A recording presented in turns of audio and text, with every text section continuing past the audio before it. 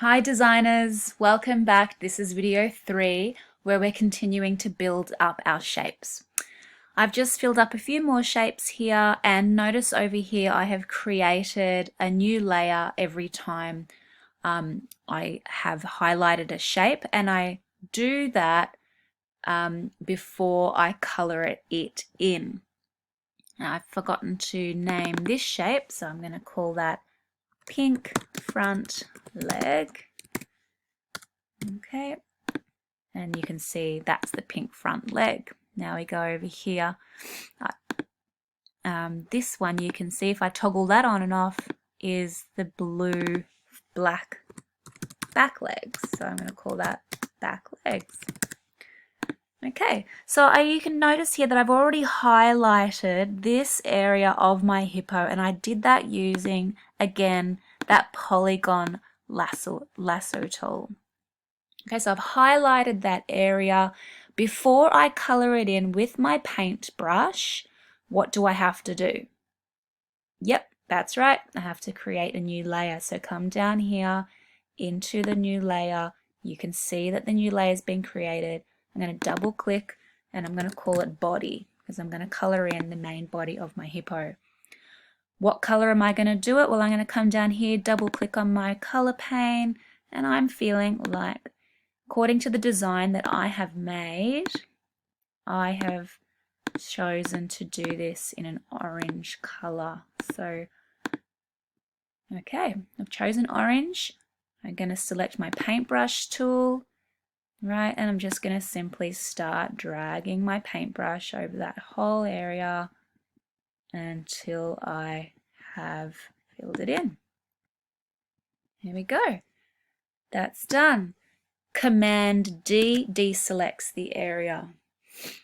Now at this point I want to make sure that my design is saved. So I'm going to go up to File and I'm going to hit Save As. When we are working on our design still, we need to save this design as a Photoshop file, because saving it as a Photoshop file is going to preserve my layers. So you just select Photoshop and you will notice that the document name is PSD. That's what you want. And I'm just going to save this as Hippo. Alright, Hippo PSD. I'm saving it to my desktop. It's a Photoshop file. You can see that the layers have been selected. Okay, and I'm just going to hit Save. Alright, so when I want to come back to this design, it's going to open up exactly as you see it here with all these layers and everything created. Alright, now I am getting to this more detailed area of my head. So I know that I want some of this head to be pink color from my design that I've drawn in my visual design, my diary. I know that this area in here is pink. So I can start clicking my little anchor points using my poly lasso tool, and I'm just going to start defining this next shape area. All right. So you'll notice that this area, I'm going to go around the horn. I don't want to include the horn, right? And I'm going to get to about here. And I'm noticing that there's this shading variation. Yeah? And so for that shading variation, I'm just going to follow it.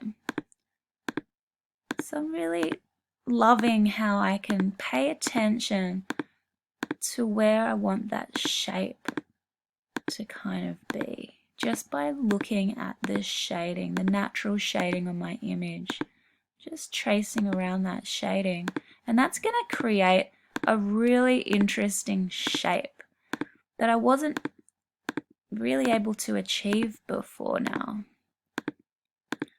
Alright, so when I get back to the beginning of my shape, I click on this same point where I started, and as soon as I do that, there you go, that whole area is defined. I want this area to be pink. Now I'm going to show you a trick, because as you can see down here in my window color pane, if I click on that, right, it comes up as this orange color. How do I get the same pink color that I used before? So here's a trick. You come back, and can you see that there is now a little dropper tool? So you can just drop anywhere and it'll give you the same color will come up. So I can drop it on the blue and it'll show me the exact blue that I used. I can drop it on the pink. There's my pink. So I hit OK. All right. So what do I have to do before I start painting? You got it. Create that next layer. So I'm going to create that layer. I'm going to call this layer the head.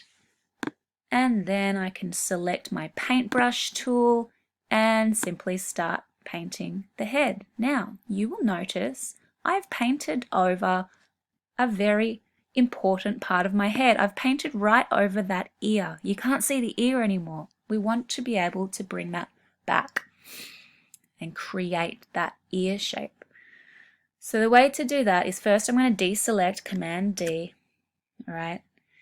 Now you remember from before that we can toggle the visibility and take that head away. So now I can see underneath it. I can always bring that back later. And now I can select the shape of my ear. So we just do what we did before. Go ahead, selecting the shape of your ear. And there it is. Simple as that. I want this to be blue. So I'm going to double click on my color. How do I find that blue? I just drag over here, drop it onto blue, and there's my exact blue again. Hit OK. Brush tool. Before I paint that shape, remember what I have to do. I have to create another layer.